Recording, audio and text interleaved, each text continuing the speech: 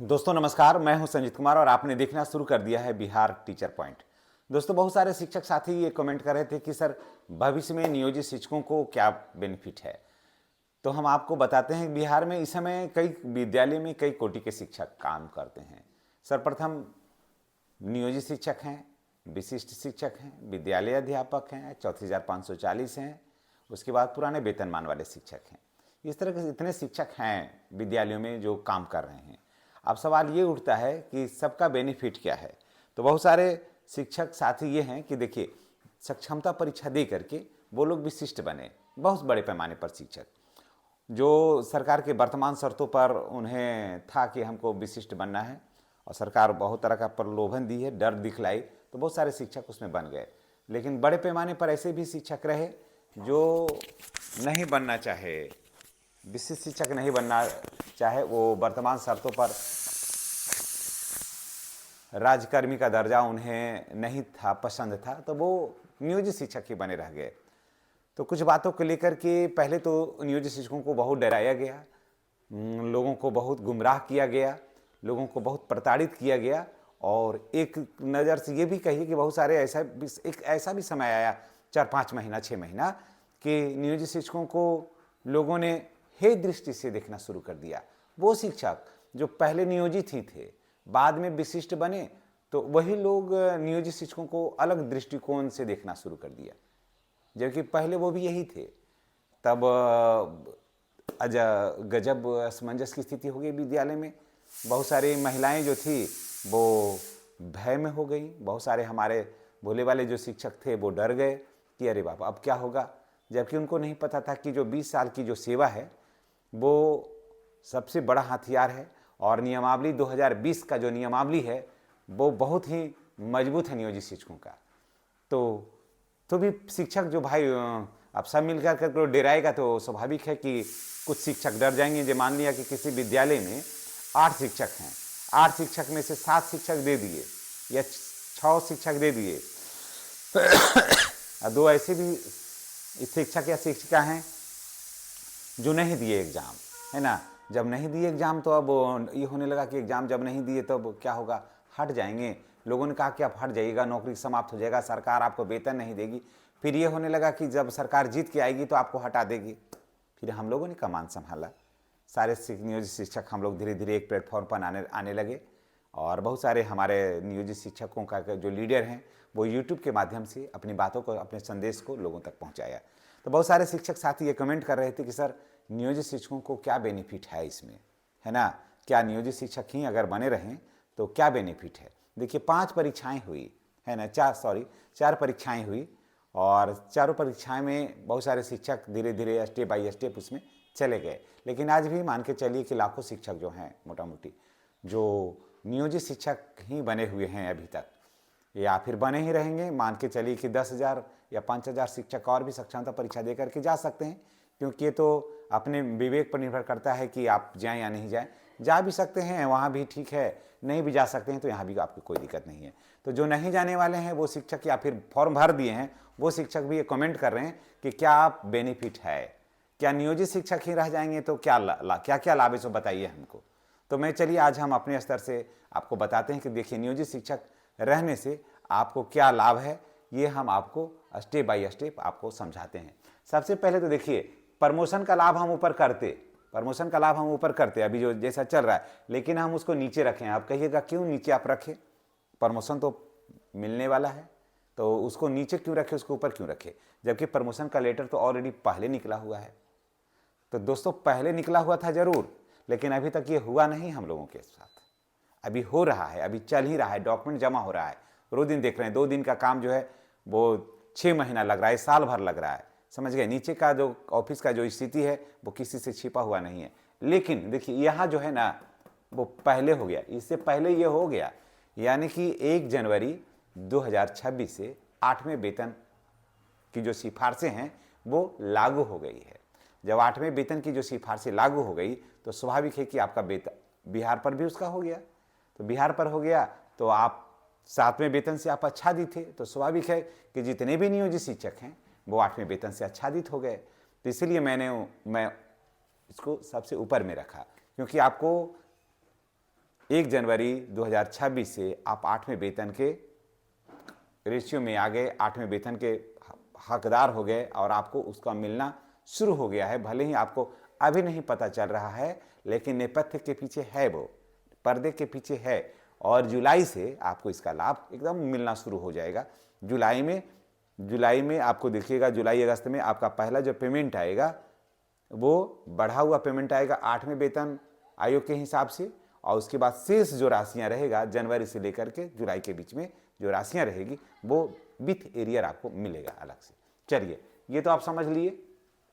अब देखिए प्रमोशन की जहां तक बात है, तो प्रमोशन सभी नियोजित शिक्षकों के लिए लेटर 1 वर्ष पहले ही जारी हो गया है, समझ गए। लेकिन नीचे इतनी शिथिलता है, चुनाव है तो ये है तो वो है, इसमें लगा हुआ है, लोग लगा हुए सभी लगे रहते हैं, शिक्षक भी उसमें शामिल होते हैं, जिसकी वजह से थोड़ा विलम्ब हो जाता है और अन्य भी बहुत सारे कारण है रहते हैं जिसकी वजह से देर होता है। उन सारे बातों का चर्चा वीडियो के माध्यम से करना उचित नहीं रहता है। तो आप तो जानते ही हैं कि कैसे कैसे जमा होता है, जमा करने की क्या क्या प्रक्रिया होता है, कि क्या लेन देन क्या रहता है, कैसे क्या चलता है, वो सब तो किसी से छुपा हुआ नहीं है। तो उस समय बहुत विलम्ब हो जाता है ना। तो विलम्ब हो जाने के कारण प्रमोशन का लाभ अभी तक नहीं मिल रहा है, लेकिन हम आपको ये बता दे रहे हैं कि प्रमोशन का लाभ आपको बिल्कुल मिलेगा। और जिस दिन से आपको 12 वर्ष हो जाएगा ना, उस दिन से आपको हो जाएगा लाभ मिलेगा।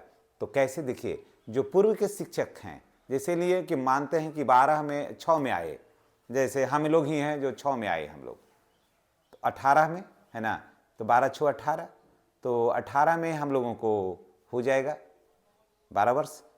तो जब 18 में हो जाएगा 12, तब उसके बाद सारा जो सुविधाएं हैं, जो सारी सुविधाएं हैं, तो वो आपको मिलेगा। आपको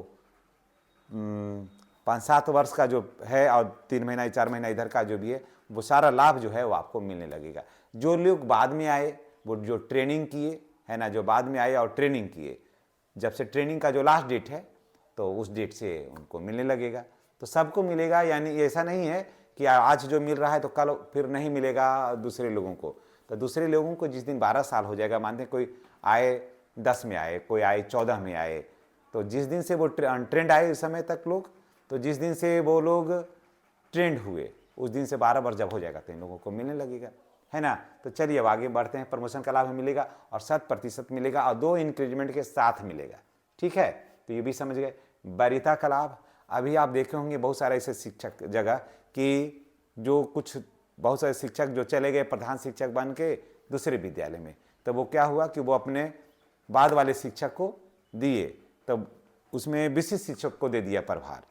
तो बाद में हुआ कि विशिष्ट शिक्षक को प्रभार नहीं देना है, जब तक नियोजित शिक्षक हैं तब तक विशिष्ट शिक्षक को प्रभार देना ही नहीं है। तो वहाँ फिर विशिष्ट शिक्षक से लेकर के प्रभार फिर नियोजित शिक्षक को दिया गया।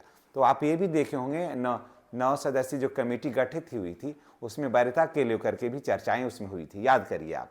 तो जब उसमें सरला मैडम थी, आप याद करिए, तो उसमें क्या हुआ था कि नियोजित शिक्षक को सबसे ऊपर रखा गया था।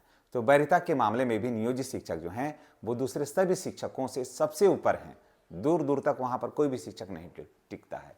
तो आपको वरीयता का लाभ भी मिल रहा है और समान काम समान वेतन, ये नियोजित शिक्षकों का सबसे प्रमुख मांग था और ये मांग आज भी है। और आप देख लीजिएगा आने वाला कल में नियोजित शिक्षकों को समान काम का बदले समान वेतन देना पड़ेगा और उसमें नियोजित शिक्षकों के साथ साथ बिहार के सभी शिक्षकों को फिर इसका फायदा होगा। लेकिन समान काम समान वेतन की जो मांग है वो नियोजित शिक्षकों का है और ये मांग आज नहीं तो कल आप देख लीजिएगा ये पूरा होकर के रहेगा और इसका बेनिफिट आपको मिलेगा सभी। ये नहीं कि सिर्फ नियोजित शिक्षकों को, नियोजित शिक्षक ही दिलवाएंगे अन्य सभी शिक्षकों को इसका मांग, क्योंकि उनकी नियमावली अलग है और हमारी नियमावली अलग है, हमारी मांगें अलग है। हम बिहार के सच्चे योद्धा हैं, हम ही आप केस लड़ सकते हैं, अन्यथा दूसरे में इतनी कैपेसिटी नहीं है कि सरकार के साथ इतना केस और मुकदमा लड़ सके। आप देखे होंगे कि अभी प्रधान शिक्षकों का क्या हुआ, गए हैं मामला कोर्ट में लेकर के, वो क्या मांगे हैं कि नियोजित शिक्षकों को जो मिल रहा है वही हमें दे दीजिए। लड़ने, देखिए बोलने के लिए बहुत है, लड़ने के लिए अलग अलग कैपेसिटी होना चाहिए, योद्धा होना चाहिए। हथियार के बल पर सिर्फ युद्ध नहीं होता है, होता है योद्धा के बल पर। जब आपके पास सैन्य हथियार रहेगा और चलाने वाला के पास कलेजा ही नहीं रहेगा तो आप क्या चलाइएगा। और हथियार कमज़ोर भी रहेगा और योद्धा अगर मजबूत है ना तो आप जंग को जीत सकते हैं। हौसला से जंग को जीता जाता है, सिर्फ हथियार के बल पर नहीं। तो चलिए, समान काम समान वेतन समझ गए। इंक्रीजमेंट में वृद्धि होगी। सभी लोग जानते हैं कि इंक्रीजमेंट जो है वो अब जनवरी में ही होना था, तो ये भी मिला। और एक चीज़ और भी है कि 2% जो वृद्धि है अभी मार्च में इसकी घोषणा होनी थी तो नहीं हुई है, और होली के समय में ही इसकी घोषणा हो जाती थी तो नहीं हुई है, लेकिन अप्रैल में भी होगी ना तो आपको 1 जनवरी से इंक्रीजमेंट का जो लाभ है वो आपको मिलेगा। जैसे सबको मिलता है तो वो भी मिलेगा। तो वार्षिक जो है DA HR जो है मेडिकल, इसमें जो बढ़ोतरी होगा सबका होगा, हमारा भी होगा, है ना। तो इसकी ये लाभ सब दिन मिलते रहेगा। आज आप नियोजित शिक्षक रहिए, चाहे आप विशिष्ट शिक्षक रहिए, चाहे जो भी शिक्षक रहिए, तो यहाँ भी आपको कोई लॉस नहीं है। 30,000 पर EPF में कटौती, EPF की राशि में 30,000 पर कटौती हो गई है 1 अप्रैल से। जैसा कि आपको पता है कि आप 15,000 मूल वेतन मान करके 1,800 रुपया आप देते हैं और 1,800 रुपया गवर्नमेंट देती है, तब 3,600 रुपया जमा होता है आपके खाते में। तो ये आपको 3,600 रुपया नहीं जमा करना है ना। अब होगा उसमें 7,200 रुपया जमा होगा। अब 15,000 नहीं 30,000 के मूल वेतन पर होगा जमा। और दूसरी बात मैं बता दे रहा हूँ कि अब EPFO वालों ने कहा है कि हमें 14 वर्षों से मैंने नहीं बढ़ाया है इसकी राशि को, अब सारे कर्मचारियों का वेतन बढ़ गया है, इसलिए इसको 15 से बढ़ा करके इसको 30 कर देना है, जो अप्रैल से लागू होगा। तो ये राशि जो है आपको 30,000 के मूल वेतन में वृद्धि होगा, और तो ये राशि का अच्छी खासी आपकी हो जाएगी। अब देखिए, ग्रेजुएटी मिलने की संभावना है। यहाँ जो है सभी शिक्षकों का मांग है, आंदोलन भी चल रहा है, इस पर केस भी हुआ है 1-2 कि ग्रेजुएटी दिया जाए नियोजित शिक्षकों को भी। तो ये भी मिलने की आपको मान के चलिए कि 80% संभावना है कि 1-आध वर्ष के अंदर ग्रेजुएटी का जो लाभ है वो आपको मिलना शुरू हो जाएगा, और वो बैक डेट से। अब देखिए, स्थानांतरण की सुविधा, तो जैसे ही प्रमोशन का लाभ मिलेगा तो उसमें से ज़्यादातर शिक्षकों का तो प्रमोशन हो ही जाएगा, है ना। प्रमोशन होगा तो स्थानांतरण हो ही जाएगा। दूसरा कि आपको वरीयता सूची भी बन रहा है विद्यालय का, पूरे जिला स्तर का, जैसे IAS का कैडर का बनता है वैसे ही, तो उसमें उसी के हिसाब से फिर ट्रांसफ़र, वरीयता, सारा कुछ उसी से तय हो जाएगा। फिर आप देखे होंगे कि आया है सरकार का, आज मैंने कल एक वीडियो भी बनाया था कि उसमें ट्रांसफ़र कैसे होगा। तो छात्र और शिक्षक के अनुपात चाहिए, तो उसके हिसाब से भी आपका ट्रांसफ़र की जो प्रक्रिया है वो सरल और आसान हो जाएगा। तो आप जहाँ जाना चाहते हैं वहाँ आप जा सकते हैं। तो चलिए, ये जानकारी आपको कैसी लगी है, और एज ए नियोजित शिक्षक रहने में आपको क्या नफ़ा और क्या नुकसान हो रहा है, ये भी कमेंट करके बताइएगा। और ये जो जानकारी मैंने आपके साथ जो शेयर किया है ये आपको कैसा लगा है ये भी बताइएगा। चलिए, इसी के साथ हम आपसे विदा लेते हैं। जितने भी सम्मानित भाई बहन हैं हमारे नियोजित शिक्षक, उनसे मेरी एक गुजारिश है कि चैनल पर नए हैं तो चैनल को सब्सक्राइब करके बेल आइकन को दबाइएगा, ताकि वीडियो का जो नोटिफिकेशन है वो आपको मिलता रहे। धन्यवाद। जय नियोजित शिक्षक, जय बिहार। इसलिए नियोजित शिक्षक था, नियोजित शिक्षक हूँ और नियोजित शिक्षक ही रहूँगा। धन्यवाद।